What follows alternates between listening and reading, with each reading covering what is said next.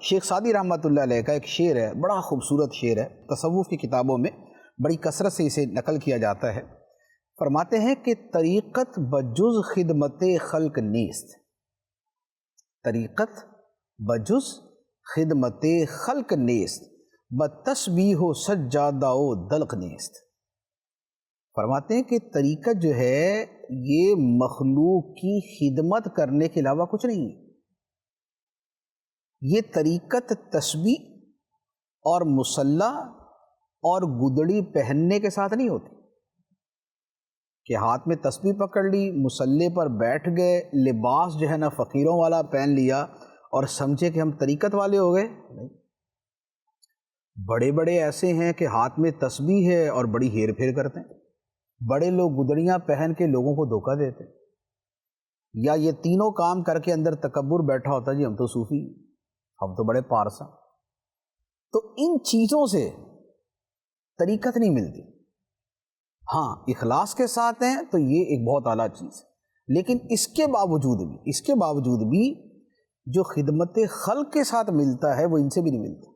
آپ جتنے بھی اولیاء کرام کے حالات پڑھتے ہیں، اب اس میں دیکھیں نا کہ سرکار غوث پاک رضی اللہ تعالیٰ عنہ، آپ سے یہ سوال کیا گیا کہ آپ کو سب سے محبوب عمل کون سا ہے، آپ کے نزدیک سب سے پسندیدہ عمل کون سا ہے؟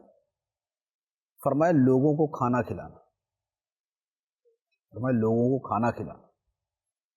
اچھا، اسی طرح ایک اور جملہ ہے، حضرت خواجہ نظام الدین اولیاء رحمۃ اللہ علیہ فرماتے ہیں، اب یہ سلطان المشائخ ان کا لقب ہے، فرماتے ہیں قیامت کے بازار میں کوئی سامان اس قدر قیمتی نہیں ہوگا جس قدر لوگوں کے دلوں کو راحت پہنچانا ہوگا۔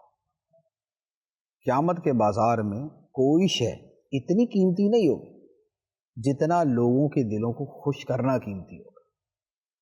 تو یہ سلطان المشائخ خواجہ نظام الدین اولیاء رحمۃ اللہ علیہ جیسے بزرگ فرما رہے ہیں۔ یہ ہے مخلوق کے ساتھ جو پیار اور محبت اور ان کے ساتھ شفقت کا معاملہ، یہ ہے۔ اور اس کی اصل کیا ہے؟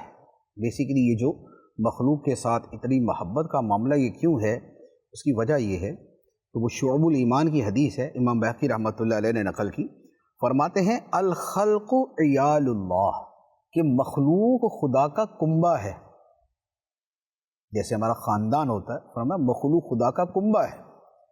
فَأَحَبُّ الْخَلْقِ إِلَى اللَّهِ مَنْ أَحْسَنَ إِلَىٰ عِيَالِهِ، اور اللہ کی بارگاہ میں مخلوق میں سب سے محبوب وہ ہے جو خدا کے کنبے کے ساتھ اچھا سلوک کرنے والا ہے۔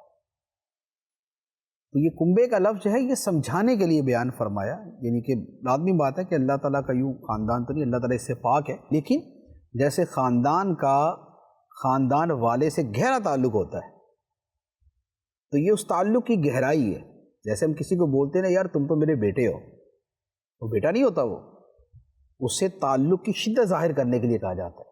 تو مخلوق کا خدا سے کیسا گہرا تعلق ہے، یہ اس کا بیان ہے کہ مخلوق خدا کا کنبہ ہے، اور اللہ کو سب سے پیارا وہ ہے جو اس کے کنبے کے ساتھ اچھا سلوک کرنے والا ہے۔